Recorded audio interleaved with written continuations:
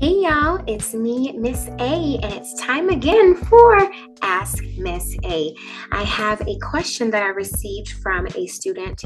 This is an algebra equation, and sometimes someone may call this a three-step linear equation. So we're going to go ahead and dive right on in. It's an algebra 1. You can see this in algebra 2, and you might even see this in a geometry class.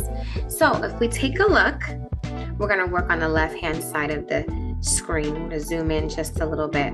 We have an equation here. It says negative 12x plus 2 equals negative 9x plus 5.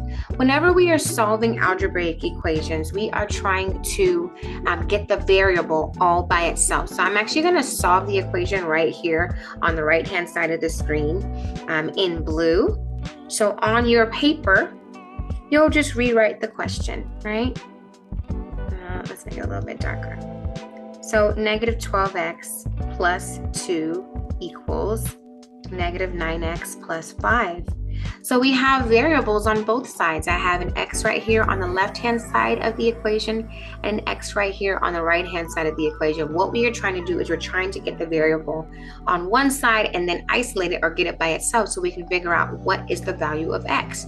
So right now, since this is a negative 9x, I want to get that to the left-hand side so it can be by its like term. So the opposite of negative 9x is positive 9x. So I'm going to put positive 9x on both sides of the equation. I'm going to draw a little line just to show that we're doing our steps. The negative 9x and the positive 9x are going to cancel out. And then when I do negative 12x plus 9x, that gives me negative 3x. So then I'm going to bring down the plus 2.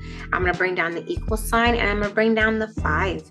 And now I want to get this 2 to the right-hand side with its cousin or its like term. So since it is a positive 5, I'm going to put negative 5 because we undo things with the opposite.